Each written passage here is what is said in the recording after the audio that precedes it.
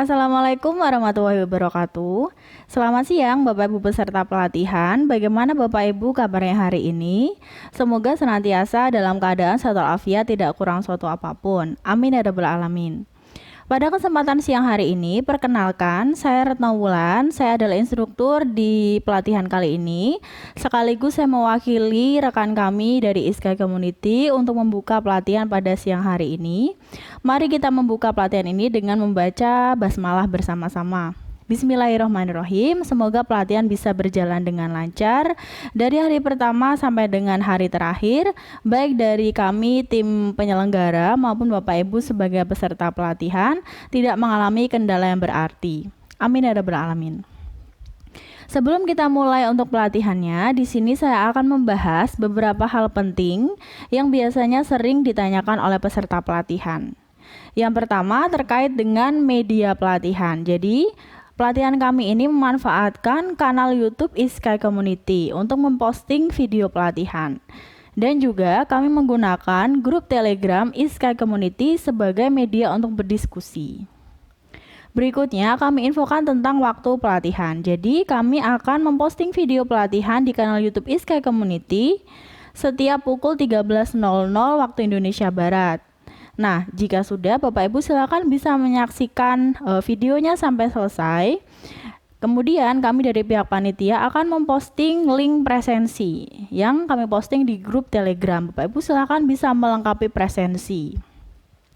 Setelah itu, setelah Bapak Ibu sudah melengkapi presensi yang di dalamnya ada tugasnya, Bapak Ibu silakan ditunggu, dari tim kami akan melakukan perekapan presensi. Bapak Ibu bisa mengupdate-nya di link checklist presensi yang linknya juga kami share di grup Telegram. Berikutnya kami informasikan tentang kriteria kelulusan. Bapak Ibu bisa dinyatakan lulus dalam pelatihan kali ini jika Bapak Ibu yang pertama terdaftar sebagai peserta yang bisa dibuktikan dengan tercantumnya nama Bapak Ibu di lampiran daftar peserta di surat undangan.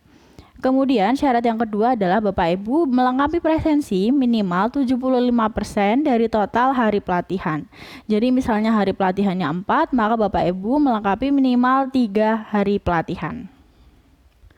Bagi Bapak Ibu yang mengalami kendala selama pelatihan berlangsung, bisa menghubungi kami atau bisa langsung posting di grup Telegram.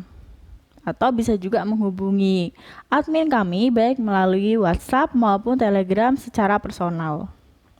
Yang terakhir, bagi Bapak Ibu yang setelah melakukan pengecekan data di lampiran surat undangan menemui adanya kekeliruan dalam penulisan nama maupun instansi, bisa menghubungi admin kami untuk perubahan data ya, bisa melalui WA maupun Telegram. Kami tunggu untuk perubahan datanya maksimal sampai hari terakhir penutupan pelatihan. Demikian itu tadi Bapak Ibu untuk beberapa hal penting yang perlu saya sampaikan selaku pemateri. Apabila ada yang perlu ditanyakan, jangan ragu untuk bisa langsung bertanya ke admin kami, baik melalui WA maupun Telegram. Sampai berjumpa di pelatihan hari pertama. Wassalamualaikum warahmatullahi wabarakatuh. Assalamualaikum warahmatullahi wabarakatuh. Selamat siang Bapak Ibu peserta pelatihan menciptakan pembelajaran berbasis Student Centered Learning atau SCL. Bagaimana Bapak Ibu kabarnya hari ini? Semoga senantiasa dalam keadaan sehat walafiat, tidak kurang suatu apapun, dan terus semangat untuk menyelesaikan pelatihan ini dari hari pertama sampai dengan hari terakhir. Tidak ada halangan yang berarti. Amin ya rabbal alamin. Di kesempatan hari pertama ini kita akan berkenalan terlebih dahulu ya Bapak Ibu, apa itu SCL atau Student Centered Learning atau pembelajaran berpusat kepada siswa atau peserta didik. Kemudian kita akan membahas karakteristiknya apa, lalu definisi menurut beberapa ahli seperti apa, seperti itu. Oke, tanpa perlu berlama-lama langsung saja kita masuk ke materinya. Jadi yang pertama, apa itu SCL? Jadi SCL atau Student Centered Learning itu adalah suatu model, metode, atau pendekatan pembelajaran yang menempatkan siswa atau peserta didik sebagai pusat dari proses belajar mengajar. Jadi tidak menempatkan guru sebagai pusat dari proses belajar mengajar ya. Guru hanya berperan sebagai fasilitator saja. Sehingga akan mengembangkan minat motivasi dan kemampuan individu menjadi lebih aktif, kreatif, dan inovatif, serta bertanggung jawab terhadap proses belajarnya sendiri. Jadi di sini dibahas bahwa setiap individu itu unik ya dan memiliki bakatnya sendiri, memiliki minatnya sendiri. Nah, dengan adanya SCL ini akan mendukung itu ya. Jadi siswa itu bebas menentukan dia mau belajar dari mana, sumber belajarnya apa, cara belajarnya bagaimana, dan juga bisa juga untuk menentukan bagaimana cara peserta didik itu dinilai seperti itu ya. Jadi penilaiannya bisa jadi tidak seragam. Pembelajar atau peserta didik itu sendiri memiliki tanggung jawab penuh atas kegiatan belajarnya, gitu ya. Hubungan antara siswa yang satu dengan yang lain adalah setara yang tercermin dalam bentuk kerjasama dalam kelompok untuk menyelesaikan suatu tugas belajar ya. Jadi belajar kelompok ini sesuai dengan SCL ya, karena memacu siswa itu untuk bisa saling berinteraksi, bertukar pikiran, bekerja sama, kemudian berpendapat seperti itu ya, dan mengeluarkan pendapat per individu dalam kelompok tersebut. Guru lebih berperan sebagai fasilitator yang mendorong perkembangan siswa dan bukan merupakan satu-satunya sumber belajar ya.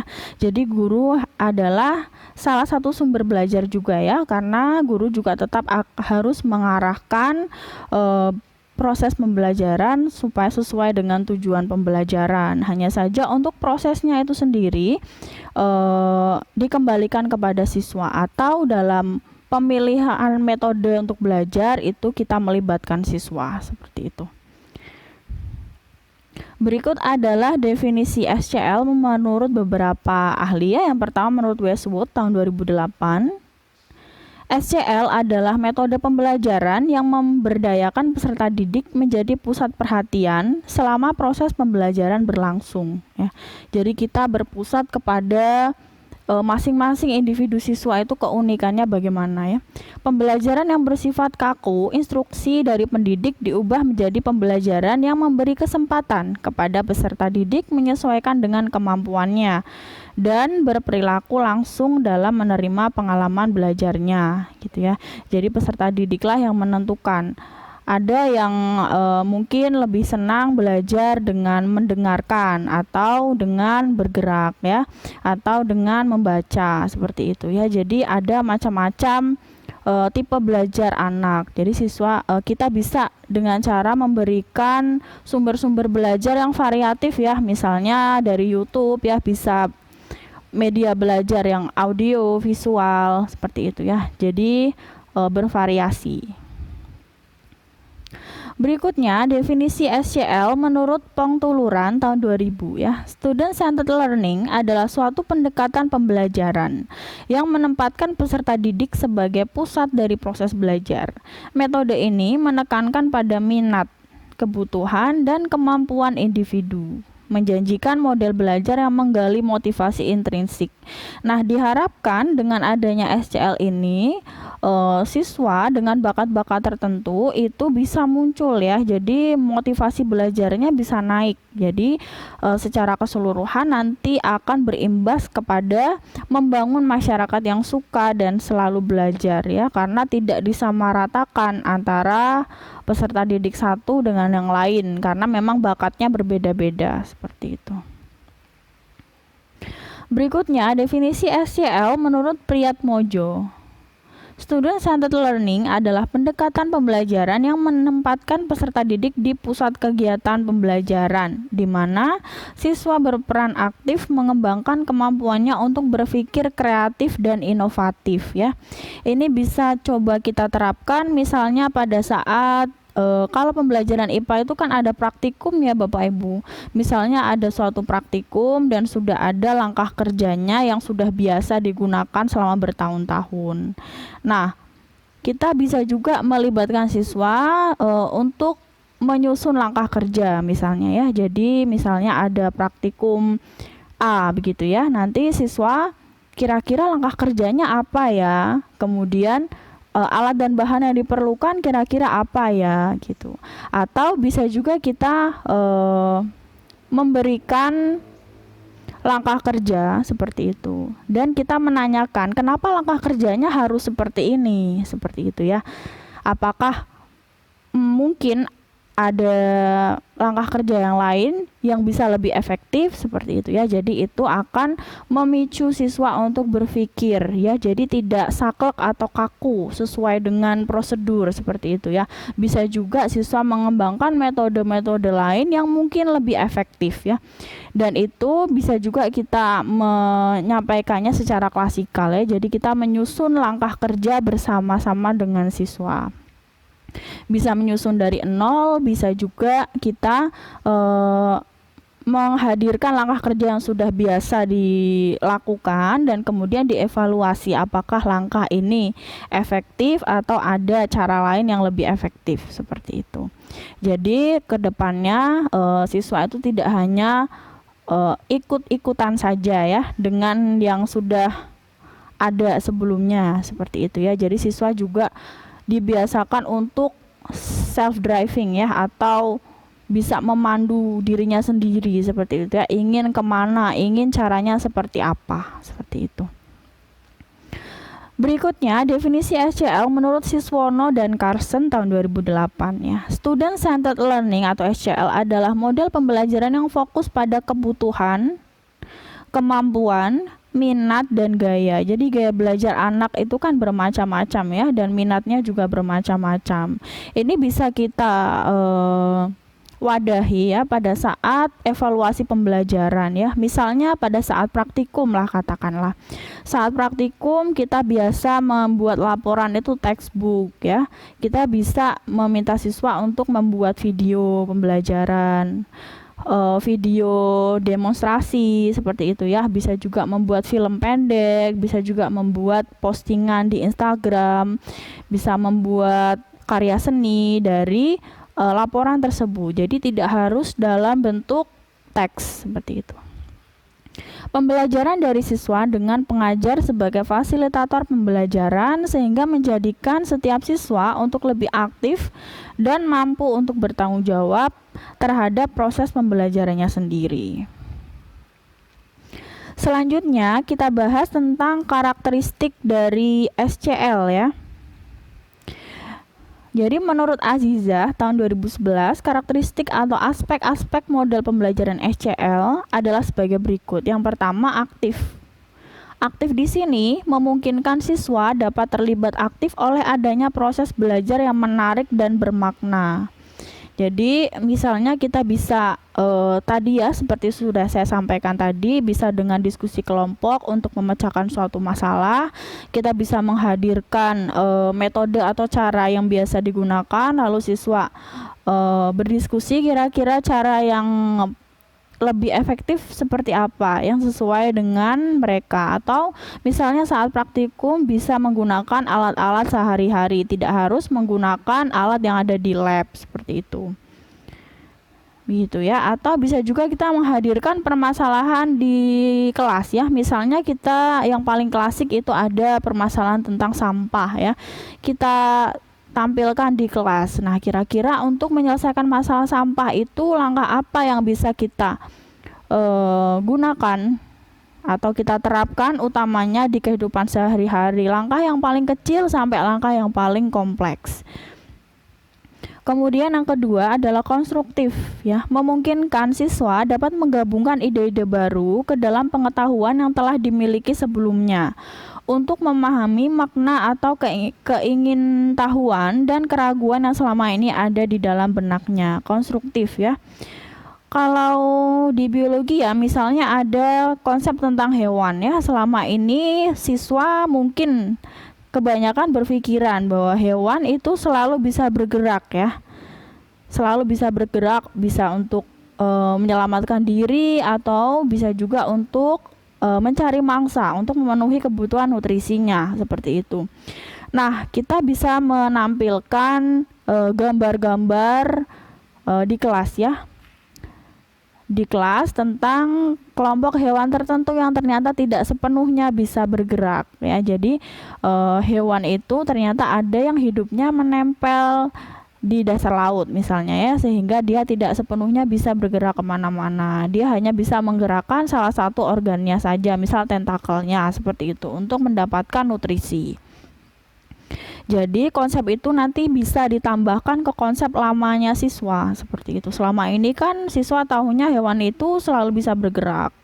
Nah, kalau sudah seperti itu barulah kita tampilkan ciri-ciri hewan secara lengkap seperti itu ya. Jadi tidak langsung dari awal kita menampilkan ciri-ciri hewan secara lengkap ya, ada 1-5 poin misalnya, lalu siswa menghafal, seperti itu tidak ya, tapi kita memancingnya dengan menampilkan gambar tertentu, yaitu misalnya anemon laut, yaitu hewan yang menyerupai tumbuhan seperti itu. Apakah dia hewan atau tumbuhan gitu ya. Kalau dia hewan, kenapa dia tidak bisa bergerak? Kalau dia hewan, kenapa dia berwarna-warni? Nah, barulah nanti siswa bisa brainstorming ya. Jadi bisa berpikir dengan keras ya. Kenapa ya kok bisa seperti itu? Barulah akan terjadi diskusi yang seru. Setelah itu, jika sudah, maka kita barulah menampilkan ciri-ciri hewan secara lengkap. Berikutnya yaitu karakteristik SCL, yaitu kolaboratif. Kolaboratif adalah memungkinkan siswa dalam suatu kelompok atau komunitas yang saling bekerja sama, berbagi ide, saran atau pengalaman, menasihati dan memberi masukan untuk sesama anggota kelompoknya. Gitu ya. Ini sama seperti yang sudah disampaikan tadi ya. Jadi kolaboratif, ada kolaborasi antar siswa. Atau misalnya dalam satu kelompok itu kemampuannya bermacam-macam ya. Ada yang pandai menulis misalnya, ada yang pandai membuat video, ada yang pandai berbicara misalnya ya. Nah, bisa dikolaborasikan. Misalnya ada satu orang dibagi tugas seperti itu ya Bapak Ibu. Jadi ada satu orang yang membuat laporannya teks ya. Atau ada juga yang membuat video, ada yang buat postingan seperti itu ya. Berikutnya antusias, memungkinkan siswa dapat secara aktif dan antusias berusaha untuk mencapai tujuan yang diinginkan. Antusias siswa ini bisa dibangkitkan saat pembelajaran itu seru. Seru itu bisa kita siasati dengan membuat permainan ya, atau role play atau bermain peran ya. Itu akan membuat siswa lebih antusias. Selanjutnya, dialogis yang memungkinkan proses belajar secara inheren merupakan suatu proses sosial dan dialogis, di mana siswa memperoleh keuntungan dari proses komunikasi tersebut baik di dalam maupun di luar sekolah ya. Jadi siswa itu juga tadi ya seperti saat bekerja kelompok ya. Jadi ada dialog antar anggota kelompok ataupun antar kelompok satu dengan kelompok lain ataupun kelompok-kelompok tersebut dengan gurunya sendiri.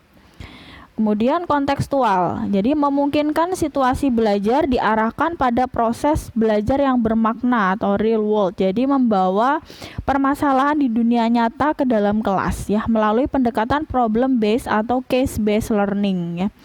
Jadi misalnya kita menampilkan permasalahan tentang kebersihan air ya. Misalnya ada saat ini masih ada beberapa negara atau beberapa daerah yang buang air besarnya masih di kali atau di sungai seperti itu ya. Kita membawanya di kelas. Nah, kira-kira solusi pemecahan masalahnya itu seperti apa? Dan akibatnya kalau masih terjadi hal seperti itu, akibatnya secara berkelanjutan ke depan akan seperti apa? Seperti itu ya. Kemudian reflektif ya, memungkinkan siswa dapat menyadari apa yang telah dia pelajari serta merenungkan apa yang telah dipelajari sebagai bagian dari proses belajar itu sendiri. Nah, dalam proses reflektif ini sangat penting peran guru ya Bapak Ibu untuk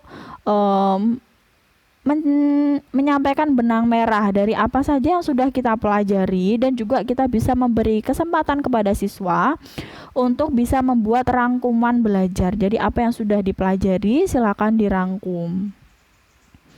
Kemudian multisensori, jadi melibatkan berbagai macam sensor ya atau indera.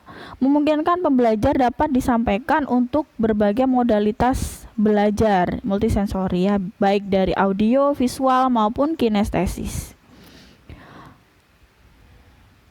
Kemudian high order thinking skill training, jadi melatih siswa untuk berpikir tingkat tinggi, memungkinkan untuk melatih kemampuan berpikir tingkat tinggi seperti problem solving, pengambilan keputusan, dan lain-lain.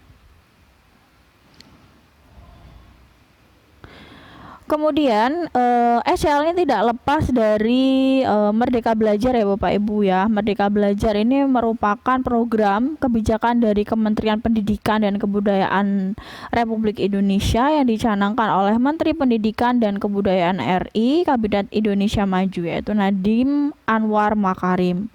Nah, intinya pada tahun-tahun mendatang itu ya, sistem pengajaran akan berubah dari yang awalnya bernuansa di dalam kelas menjadi di luar kelas.